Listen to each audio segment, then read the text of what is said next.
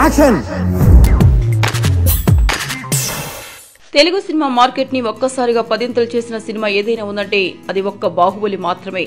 ఒక తెలుగు సినిమాకి ప్రపంచవ్యాప్తంగా ఉన్న మార్కెట్ విలువ దాదాపు 600 కోట్ల రూపాయలు అని లెక్కలతో తేల్చెప్పింది.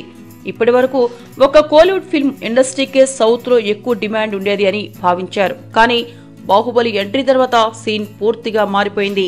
బాలీవుడ్ తర్వాత స్థానం టాలీవుడ్ ఫిల్మ్ ఇండస్ట్రీ మాత్రమే అని తెలిసొచ్చింది. ఇదిలా ఉంటే దర్శక ధీరుడు రాజమౌళి తెరకెక్కిస్తున్న బాహుబలి 2 మూవీకి సంబంధించిన హిందీ రైట్స్ ప్రస్తుతం హాట్ టాక్స్ గా మారింది. గతంలో బాహుబలి రైట్స్ ని కొన్న బాలీవుడ్ సంస్థ ధర్మ ప్రొడక్షన్స్ కి దాదాపు 50 కోట్ల రూపాయల లాభాలు వచ్చాయి. ఇప్పుడు కూడా బాహుబలి 2ను హిందీతో పాటు ఇతర దేశాల్లో రిలీజ్ చేసేందుకు ధర్మ ప్రొడక్షన్స్ భారీగా ప్రయత్నాలు చేస్తోంది. గతంలో కేవలం 15 కోట్ల రూపాయలకి రైట్స్ ని సొంతం చేసుకున్న ఈ సంస్థ ఇప్పుడు బాహుబలి 2 కోసం ఏకంగా 50 కోట్ల రూపాయలను పెడుతోందని అంటున్నారు. బాహుబలి 2 ఖచ్చితంగా హిందీలోనూ 100 కోట్ల రూపాయల కలెక్షన్స్ ని కొల్లగొడుతుందని అంటున్నారు.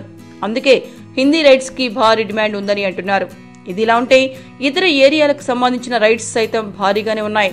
తెలుగు మార్కెట్ విషయానికొస్తే నైజాం రైట్స్ కి భారీ డిమాండ్ వస్తోంది. బాహుబలి 2కు నైజాం రైట్స్ దాదాపు 20 కోట్ల రూపాయలు ఉండే అవకాశం ఉందని అంటున్నారు. ఈ మధ్య కాలంలో వచ్చిన చిత్రాలు నైజాం రైట్స్ 13 కోట్ల రూపాయలతో అత్యధికంగా నిలిచింది.